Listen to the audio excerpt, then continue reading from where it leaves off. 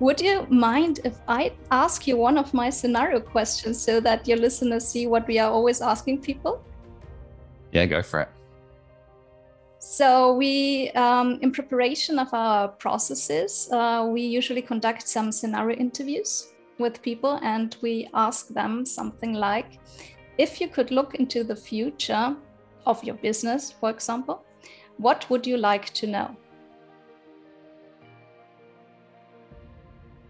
The Tom Screen podcast is owned and made possible by Ethical Marketing Service. If your business is struggling with Google or Facebook ads, maybe you're frustrated figuring it out or there's a performance issue, Ethical Marketing Service has worked on hundreds of accounts and we can help in this area. We offer a 30-day money-back guarantee, and for every direct account we look after, we sponsor a child in a developing nation with food, water and education. If you would like to find out if we can help, it's a free, no salesy consultation call, and the link is in the description. Enjoy the episode.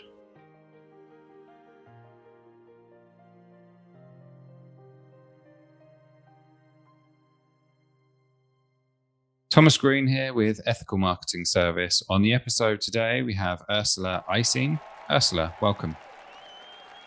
Thank you for having me, Thomas. It is my pleasure. Would you like to take a moment and tell the audience a bit about yourself and what you do? Most certainly. Thank you very much. My name is Ursula Eysin. I'm the founder and CEO of Red Swan, and our flagship is Future Scenario Thinking, a process to turn uncertainty into an advantage.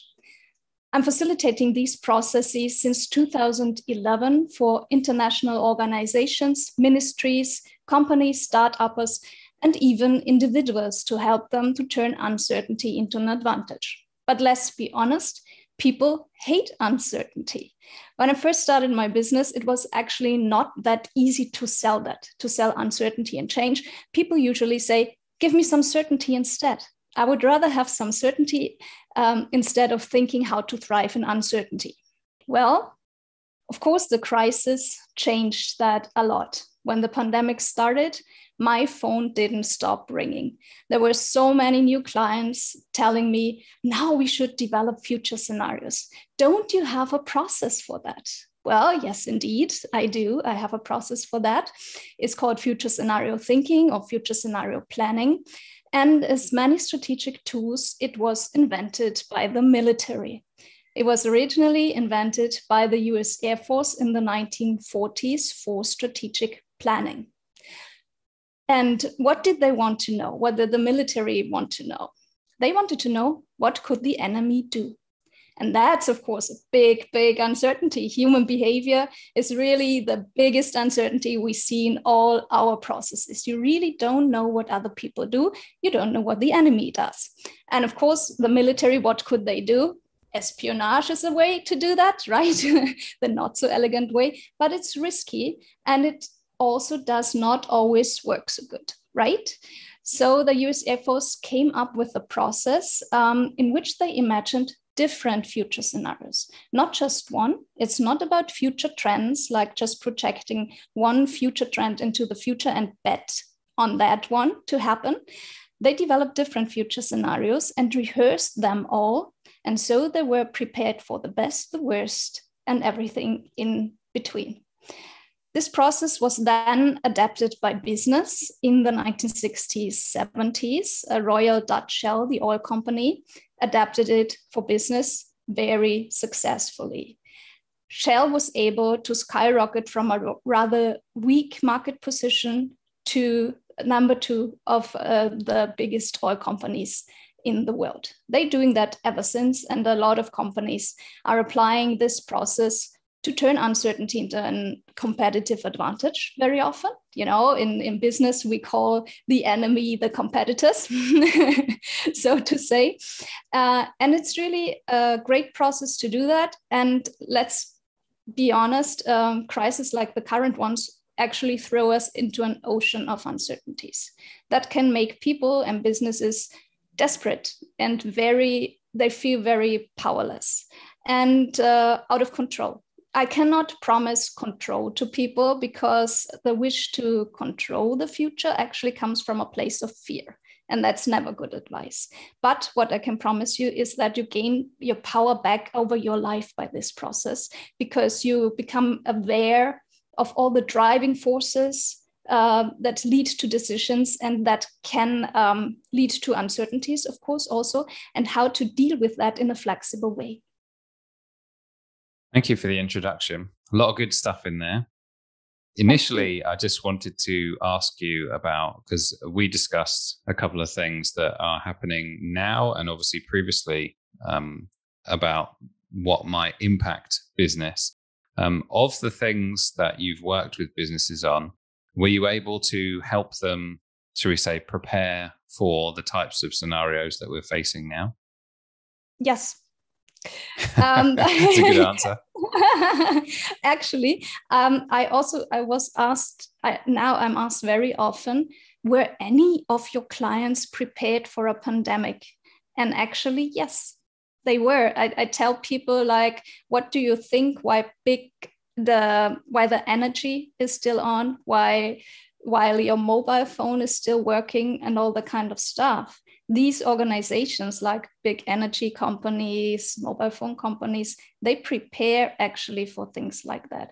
They have pandemics in their crisis plans, in their crisis mitigation plans. So impressive. Yes, but of course, the whole scope of what we are facing now, I think nobody was prepared for that. And that's why you still need to be flexible.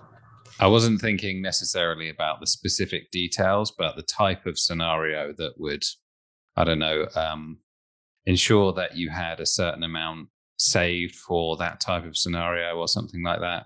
Have you got any thoughts on what we covered as well, like inflation, for example? What to do about it? So how a business, or how you've prepared a business for that type of scenario, for example? For the inflation, I think you have to diversify. You have to be aware that things like that can happen. And of course, it is good in times of big inflation. It is good to have something like real estate, for example, to have your own land, to even be able to grow your own food if necessary. And also have a look into I think the inflation might only be the top of the iceberg of the whole financial system collapsing. I'm sorry to be so pessimistic, but it actually might happen. And I always prefer to face reality. Maybe a word on that. It's really not about being pessimistic, but facing the worst case scenario doesn't mean I wish to have that to happen, but it is even if you think like, oh, the worst thing that could happen, if you imagine that, and then you come back to your reality usually isn't that bad. So it's not, I think it's quite a good exercise also to imagine the really worst case. So let's imagine the worst case, the whole financial system might collapse. And actually that happens quite a lot. It happens like every 80 years, which is a bit longer than a lifetime or about a lifetime. So people usually cannot remember, but the financial systems collapse regularly. So this might happen. So what can you do? As I mentioned before, own real estate, own land, grow your own food, that kind of stuff, prepare for the worst. I think it's a good thing to prepare for the worst. It's not fear, it's preparing for the worst, that you can be safe, that you can feel safe about that. And diversify, maybe also look into things like crypto. And I know now crypto is really, really down. It really took a plunge. But in the long run, crypto might be really it's a democratic way how the financial system could actually work. And in my opinion, it's really the future. So though it takes plunges and is very volatile, it may be a good thing to look into crypto as well. Then, of course, also owning things like gold, silver, that kind of stuff, to be on the safe side. So yeah, diversify, inform yourself about finances, and also, if everything of that, maybe you cannot do that. Let's say that you cannot buy gold, you cannot buy silver, you cannot buy real estate. what is your safest thing? The safest thing is your own skills. Nobody can take away your own skills, your own priorities. Be very clear about your values and what you want to see in life and how you would want the world to change if everything collapses and then something new emerges, and what you could contribute to that. If you have some skills, and everybody has some valuable skills, it's just that so many people don't know what it really is, but nobody can take that away from you. And if you have something of value to offer, you will always be able to create an income for yourself. And I think that's actually the safest thing you can do. Thank you for that. You mentioned before the call that potentially we could see a decade of, I don't know if you describe it as hardship, but similar scenarios to what we've seen before. Of the things which are generally applicable to other businesses, what are some of the things which you would recommend preparing for? Other than what we've talked about, of course. I think there might a lot of structures be collapsing. Like when you have one crisis, as I mentioned, it might be a whole decade of one crisis after the other. That could lead to a collapse of a lot of structures, not only the financial structures. And I think the best thing is, again, to know your values and to think of what you would like to see in the world and to start creating these structures. For example, for me, a very important value is human connection. I would like to see more human connection in the world. I don't want to see people distancing from each other. I want to see the opposite movement. So I will do with my work, I will do everything to bring people closer together, to have this human connection, because always in times of crises, it's always important that people help each other. That's actually our biggest strengths also as humanity.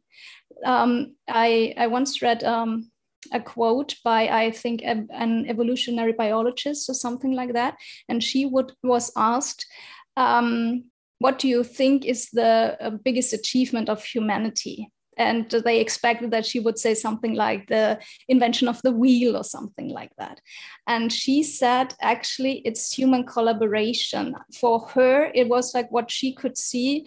They found pieces of bones that were broken and then healed again. And she said, you see, there was someone helping this person. This person broke their arm, but there was someone caring for them. So in this collaboration, that she thinks that for humans is actually our biggest strength. If you have no one you can rely on, you will be the one with broken arm who dies. But if you have structures you can rely on, you will survive and you can even create a better future. It reminds me of something which I heard recently. It was Earl Nightingale. And he said that imagine if you have a time machine and you can go back, let's say 1,000 years ago. What could you actually explain to someone who was living 1,000 years ago that you could help them kind of learn how to do that they wouldn't know how to do? And it's an example of, like, if you actually think about it, we don't know that much about how things are created. Like, for example, we could tell them that a car would exist, but in terms of how you get fossil fuels out the ground and then build the car, etc., it turns out that we don't know a lot about how to build a car from a person-to-person basis. But because we have, like you said, human collaboration, we're able to have a much better standard of life as a result of that. Exactly. Yes, it's very interesting. We will do a workshop with students in June where they have to imagine that the iPhone or smartphones didn't exist and they have to build it from scratch. They have a whole day and they have a lot of experts on chips and all that kind of stuff they can talk to, and they have to build it. And I was also thinking, oh my God, how are they supposed to build that? I don't even know all the components, and I'm a technology consultant, but we will see. Maybe they come up with very innovative solutions. One of the things that you did say before we were recording was that there are, in times of should we say, uncertainty or volatility, that is where a lot of innovation comes from. So what are your thoughts on perhaps opportunity in times of hardship? I think that we as humans actually need obstacles. Nothing went wrong when there are obstacles. If you look at the development of human civilization, which started in Mesopotamia, if it's spelled like that, this is not a very good area to live in. There are two rivers, and then it's in summer it's very hot, and then it's flooded and all that kind of stuff. But that made humans very creative. And we really need that. Nothing went wrong when there are obstacles. I always tell my students, just imagine you are watching the movie Titanic. And everyone is embarking on this big journey. They are crossing the ocean and they land, everybody gets off, that's it. That wouldn't be a film. We wouldn't like that at all. Nobody would watch that movie. But in life, we always expect that everything is just smooth and nothing happens. But that's just not life. I think life is more like a roller coaster, and we are here to ride the roller coaster. It's not like, oh, I don't like to ride the roller coaster. It's really like a roller coaster. And what I think or observe is that really obstacles make humans very creative. A very good example for me is even in refugee camps, there are people, for example, there are people who like to bake, and they bake their own bread. And then they see, oh, others need bread too. So I start a bakery. So we really, even when we are really, really down, we are creative enough to come back from that. And that's very beautiful. I really love to see that. That's what I love about humanity. Thank you for that. I know I've asked you some quite specific questions today, so thank you for answering them. In terms of, let's say you have a conversation with someone and you say that you do scenario planning. What are some of the main misconceptions that someone has about what that is? Thank you for the question. That's a very good question. Most time people think, because it's called future scenario thinking, that it is about foreseeing the future, about foresight. And that's actually not at all what it is. I'm not this guru type who says, I know the future will look like that, and now be in fear because it will be so bad and no one will survive, anything like that. It's actually not at all about that. And actually the people who do foresight, who do these future trends where they only have like one future trend and this will be the future, they understand this, what I'm doing, the least. So this is a typical misconception that people think I do future trends. Like it will be a high technology world and AI will kill us all and that kind of stuff. And that's absolutely not what it is about. It's really more about this whole process, about finding out your driving forces and how to thrive in uncertainty. That's actually what it is about, and not at all about telling others how the future will look like. It is about shaping and creating the future and helping everyone to do that for themselves. Reminds me a lot of Stoicism principle, which says that you sort of take action on or prepare for things that you can control, and you don't give any thought or worry to things that you can't control. And so my imagination of what you do on a daily basis is sort of list out the possibilities of things that will happen, and perhaps, I don't know, put a percentage of how probable they are, along with what actions that you'd need to take in order to prepare from them. Is that kind of close to what you do? Absolutely. That's wonderful. Okay. Any wins or perhaps highlights that you can think of that spring to mind? Yes, I mentioned that I'm also do that for individuals to make them take better decisions in the here and now. And I had a very rewarding experience with a 13-year-old student. She was desperate because in Austria with 13, you have to decide which school you want to choose now.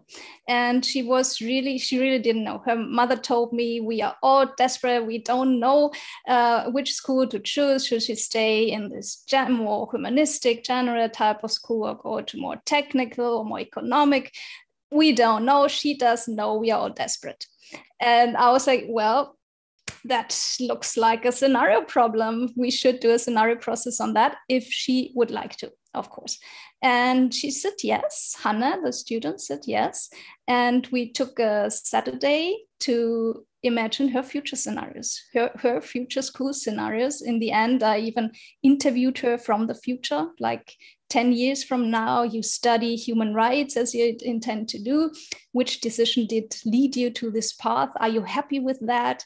Was it right to decide for this school, and that kind of stuff? And when it worked really well. I didn't even know if that would work. This highly strategic process would work with a 13-year-old student, but actually the imagination of students, of young people, is great. So it really worked well. And when her mother came to pick her up, the mother was like, so do you now know what school you want to go to? And I said, I think she actually knows very well what she wants. And the mother was like, but Hannah, you told me you don't know. And Hannah said, well, until today, I didn't know, but now I do. Great. Do you find that people do typically know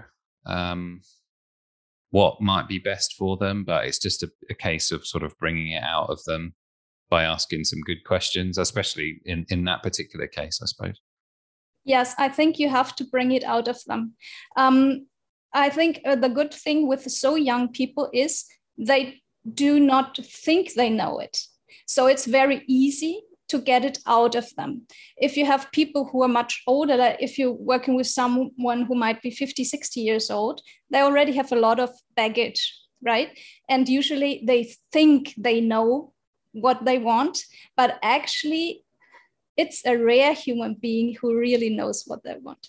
So that's also what I love about this process, because it brings the subconscious things, the subconscious driving forces to the light every time. Also in groups, the best for me, also the best moment is always when it's always like you have a matrix and you have 4 different scenarios. And then when people stand in front of that and say, you know what, I always thought this scenario is the best one, but now I see it completely differently. And this is for me also, yes, is exactly this shift in perspective I want to have with this process. Why is it that you think that perhaps people don't plan accordingly? I heard a statistic, I think it was, which said that recessions happen every 7 years or something like that, but no one prepares for them. Or I should say an extreme minority of people prepare for that type of scenario. Why do you think that is?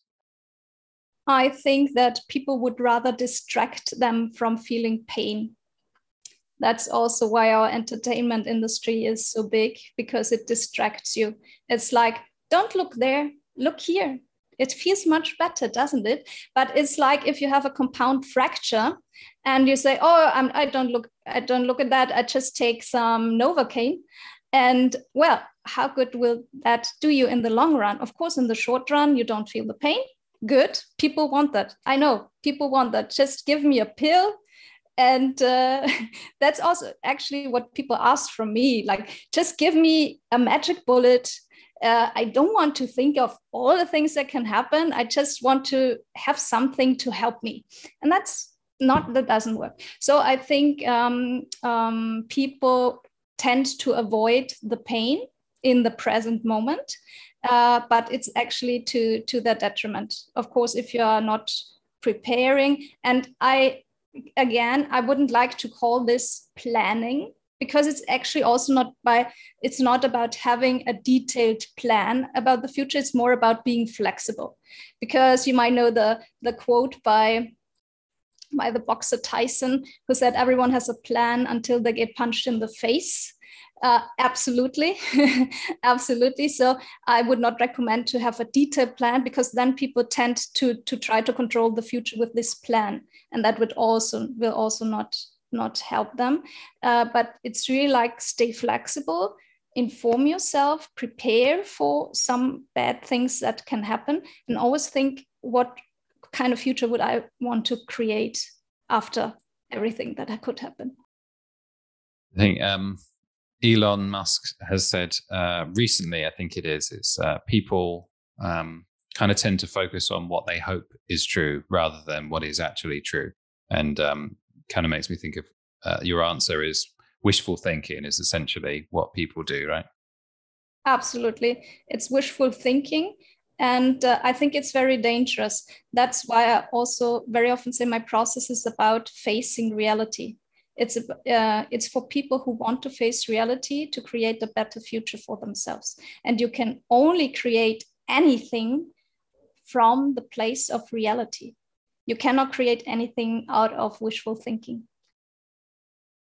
I certainly think it would be beneficial to, should we say, list your services. So I appreciate you talking about it today. Is there anything I should have asked you about? You actually ask very good questions. Would you mind if I ask you one of my scenario questions so that your listeners see what we are always asking people? Yeah, go for it.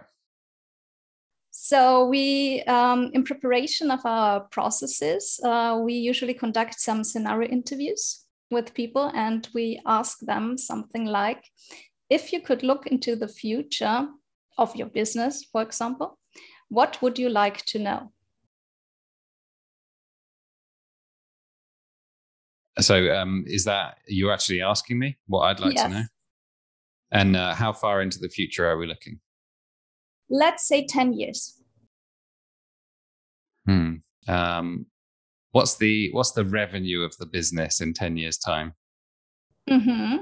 And if the future unfolded in the wrong direction, what would you be worried about? I suppose that the thing that I worry about is having to not keep employees that I want to keep. So if it was going in the wrong direction, obviously that's the worst case scenario for me. And if the future unfolded according to your wishes, realistically but optimistically, what would it look like? The opposite of that. So being able to hire lots and lots of talented people. So talented people. Yeah, thank you very much. Did I pass? Were they good answers? There are no wrong answers. But I would encourage your listeners actually to think of that, because this brings out a lot of your values, a lot of your driving forces. And if you are on safe basis of values, like in your case now here, human talent is one of your values, right? It's a really huge driving force for you and your future. So you will invest in that, and you can think of things to do to get the best talent for your business. And if you have defined a clear set of values for yourself, that's also very stable in crisis. I think it's like a beacon in a crisis. Like I said, human connection is very important for me, something like that. So I will do everything, even in a crisis, to get human connection, because then I feel safe. Great. Thank you for sharing that. This is a question that we talked about before we started recording, which is what's the definition of success for you? The definition of success for me is actually also about human connection. In my business, I go into every meeting with the goal to have a great conversation and to connect to people deeply. And actually, the projects, the money, the success comes automatically from that, because this is actually my core value. So when I created a deep connection to humans in anything I do, that's successful for me. Did we have a successful chat today then? We did indeed. I just wanted to mention that, like we do today. Yes. Thank you. If people want to connect with you or know more, where do they go? You can go to my website. It's www.redswan.at. And if you would like to read my monthly column on technology, madness, and the future of humanity, I would love you to subscribe to my Substack. It's codered by redswan.substack.com. Ursula, thank you for being a great guest today. Thank you for being a great host, Thomas. It was my pleasure.